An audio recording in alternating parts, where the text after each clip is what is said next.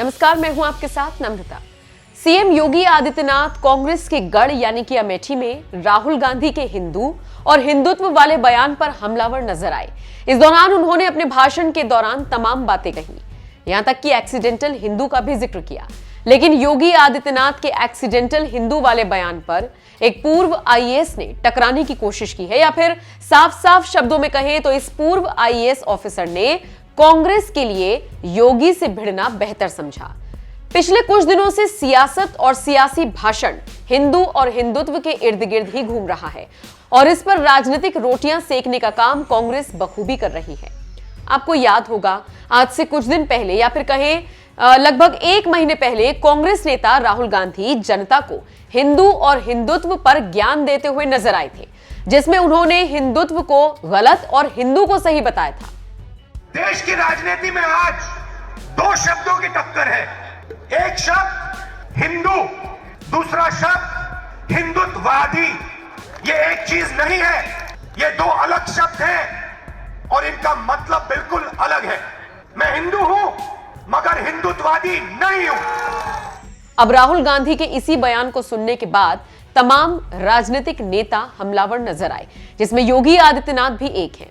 लेकिन सीएम योगी के भाषण से एक पूर्व आईएएस इतना ज्यादा आहत हो गए कि कांग्रेस के बचाव में सोशल मीडिया पर कूद पड़े। दरअसल इस पूर्व आईएएस ऑफिसर का नाम है सूर्य प्रताप सिंह। सूर्य प्रताप सिंह ने अपने ट्विटर हैंडल पर पोस्ट करते हुए सीएम योगी को एक्सीडेंटल मठाधीश से एक्सीडेंटल सीएम तक बता दिया। पूर्व आईएएस सूर्य प्रताप ने मंगलवार को ट्वीट किया, एक्सीडेंटल मठाधीश से एक्सीडेंटल मुख्यमंत्री तक का सफर, यदि ऐसा हो कि कभी कार के पीछे दौड़ना हो तो कभी एयरपोर्ट पर हाथ जोड़े खड़े रहना दिनचर्या बन जाए तो कितना मन मसोसना पड़ता होगा। लेकिन आपको यहां बता दें कि सूर्य प्रताप सिंह को योगी के खिलाफ इस तरह का पोस्ट करना भारी पड़ गया। इस ट्वीट के बाद यूजर्स जमकर उनकी क्लास लगाते हुए नजर आए। एक के बाद एक यूजर सूर्य प्रताप सिंह को कमेंट करके खरी खोटी सुनाने लगी। इन्हीं में से एक हैं सिंह उमेश नाम के यूजर। सिंह उमेश ने ट्वीट करते हुए लिखा, जब आप भी नौकरी करते थे तो ऐसा ही किया करते थे और हमारा सनातन धर्म का संस्कार है विरोध करना अलग विषय होता है और माता पिता का दिया गया संस्कार अलग होता है। बहुत ही छोटे विचार हैं आपके, घृणित मानसिकता है। आपका इतना लिखने के बाद भी कभी मुलाकात हुई तो हमारे संस्कार आपका अभिवादन ही करें।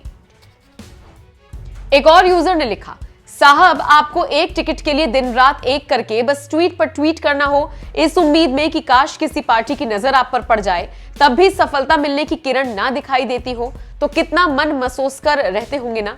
कोई नहीं सर, लगे रहिए, ये राजनीति ही ऐसी चीज है।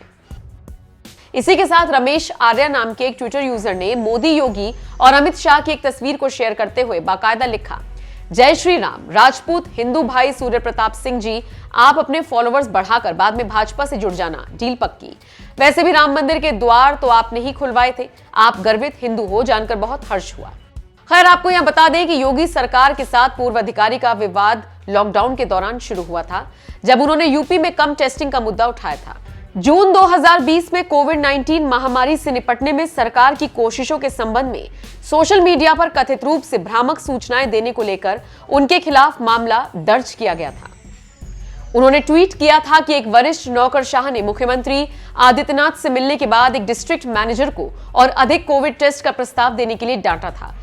सूर्य प्रताप सिंह ने राज्य में कोविड केस की संख्या कम रखने के लिए कम टेस्ट करने की सरकार की रणनीति पर भ्रम फैलाने की कोशिश की थी।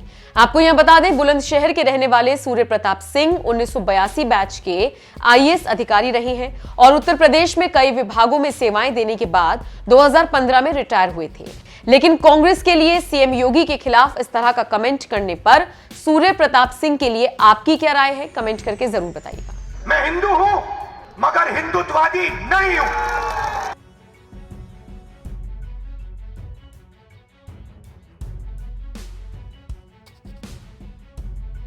देश की राजनीति में आज दो शब्दों की टक्कर है। एक शब्द हिंदू, दूसरा शब्द हिंदुत्ववादी। ये एक चीज नहीं है, ये दो अलग शब्द हैं और इनका मतलब बिल्कुल अलग है।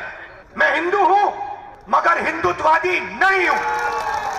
महात्मा गांधी हिंदू, गोडसे हिंदुत्ववादी, हिंदू सत्य को ढूंढता है, मर जाए, कट जाए, पिस जाए, उसका रास्ता सत्याग्रह, मतलब पूरी जिंदगी उन्होंने सत्य को समझने के लिए, सच को ढूंढने के लिए बिता दी, और अंत में एक हिंदुत्ववादी ने उनकी छाती में 3 गोली मारी। हिंदुत्ववादी अपनी पूरी जिंदगी सत्ता को खोजने में डाल देता है, लगा देता है। उसको सत्य से कुछ लेना देना नहीं, उसे सिर्फ सत्ता चाहिए, और सत्ता के लिए वो कुछ भी कर डालेगा, किसी को मार देगा, कुछ भी बोल देगा, जला देगा, काट देगा, पीट देगा, मार देगा, उसे सत्ता चाहिए। उसका रास्ता सत्याग्रह नहीं, उसका रास्ता सत्याग्रह है। हिंदू कौन? जो किसी से नहीं डरता है। हिंदू कौन? जो हर धर्म का आदर करता है, वो है हिंदू।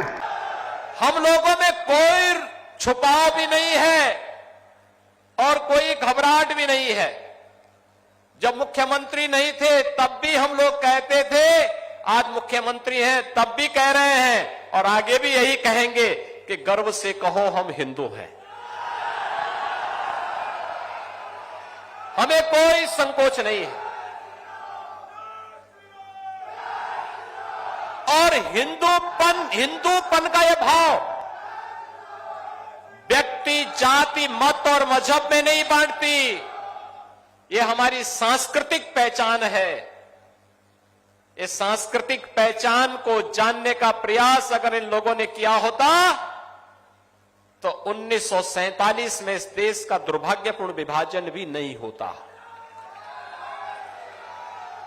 सत्ता के प्रति जो इनकी अति लालसा थी, इसने देश का भी विभाजन करवाया था, और यही लालसा लगातार तुष्टीकरण की हदें पार करते हुए कभी कश्मीर में धारा 370 लगाती थी, कभी अयोध्या में राम मंदिर पर ताला बंद करवाती थी, और कभी राम सेतु को तोड़ने के लिए ये लोग लालायित दिखाई देते थे।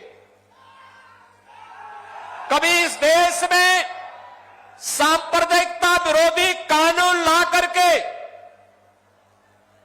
इस देश के हिंदुओं को कैद कर देना चाहते थे, उनकी आस्था के साथ खिलवाड़ करना चाहते थे, और जब उन्हें लगता है कोई चुनाव आ गया तो भाइयों बहनों फिर ये लोग निकल पड़ते हैं। आपने देखा होगा गुजरात विधानसभा का चुनाव चल रहा था 2017 के दिसंबर महीने में, और भाइयों बहनों उस समय जब चुनाव चल रहे थे तो चुनाव के दौरान यहां के पूर्व सांसद जब एक मंदिर में गए और मंदिर में घुटने टेक करके पूजा करने के दृश्य बैठने के लिए घुटना टेक करके जैसे बैठे तो पुजारी ने कहा भी पालती मार के बैठो। उन्होंने कहा नहीं हमें जानकारी नहीं है। उन्होंने कहा भैया ये मंदिर है, ये मस्जिद नहीं है, कम से कम इतना तो सीख लो। अब जिन लोगों को इतने भी संस्कार न हो वे हिंदू और हिंदुत्व के बारे में भी इस प्रकार का दुष्प्रचार करें तो ये उनकी बुद्धि का फेर है। और भाइयों बहनों, हम सबको अपनी परंपरा, अपनी संस्कृति और अपने संस्कारों पर गौरव की अनुभूति करनी चाहिए। हम सबको इस बारे में विश्वास होना चाहिए कि दुर्लभम भारतीय जन्म मानुषम तत्र दुर्लभम। ये भारत में जन्म लेना दुर्लभ है और इसमें मनुष्य के रूप में जन्म लेने का सौभाग्य हम सबको प्राप्त हुआ है। ये हमारे लिए और भी सौभाग्यशाली है। हम अपने सौभाग्य के लिए गौरव की अनुभूति करें और मुझे लगता है हर भारतीय को इस पर गौरव की अनुभूति होनी चाहिए। हम भारतीय हैं और हिंदू हमारा सांस्कृतिक पहचान है, इस पर भी हमें गौरव की अनुभूति होनी चाहिए। लेकिन एक बात मैं आपको बताना चाहता हूं भाइयों, मैं आप सबको एक बात बताना चाहता हूं। वर्तमान में पूरी दुनिया कोरोना महामारी से त्रस्त है। कोरोना महामारी के दौरान आपने देखा होगा केंद्र सरकार प्रधानमंत्री मोदी जी के नेतृत्व में पूरा देश का प्रधानमंत्री मोदी जी मार्गदर्शन कर रहे थे। समाज के हर एक तबके के लिए योजनाओं की घोषणा कर रहे थे।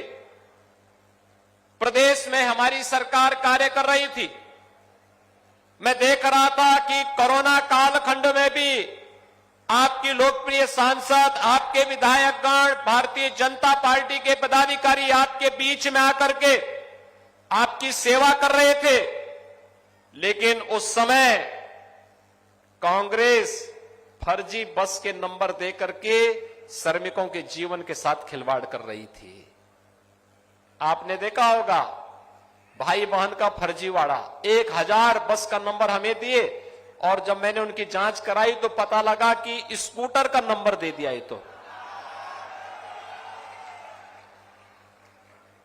एक वाहन का मैंने आरटीओ के यहां जांच करवाया तो पता लगा कि एक ट्रक जो पहले ही कंडम हो चुका कबाड़ी के यहां पड़ा हुआ उसका भी नंबर दे दिए।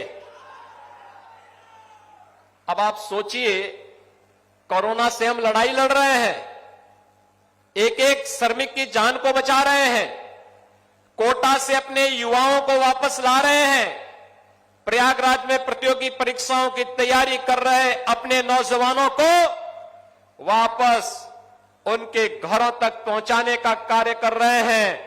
और कांग्रेस फर्जी बस का और स्कूटर का नंबर देकर के उनके जीवन के साथ खिलवाड़ कर रही थी। आपने दृश्य तो देखा होगा ना, जब हम लोगों ने एफआईआर दर्ज करवाई थी, कार्रवाई करवाई थी। और इसलिए कार्रवाई कराई थी क्योंकि सरकार की कार्रवाई में बाधा पैदा करके ये लोग अव्यवस्था पैदा करना चाहते थे।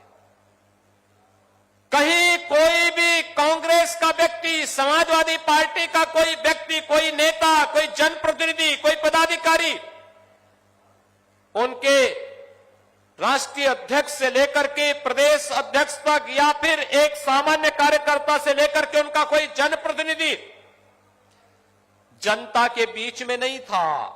पिछले 2 महीने से जब चुनाव की आहट सुनाई दी तो ये लोग जहां तहां थोड़ा अपना दर्शन देने के लिए आ रहे होंगे। यानी ये चुनावी पर्यटन है। चुनावी पर्यटन के बाद फिर 4.5 साल तक ये लोग गायब हो जाएंगे, फिर नहीं दिखाई देंगे और फिर दिखाई दे रहे होंगे, आ रहे होंगे। कोई यात्रा निकाल रहा है, कोई कुछ और कर रहा है, अलग अलग काम धाम इनके होते हैं और उसी में फिर निकल पड़े हैं।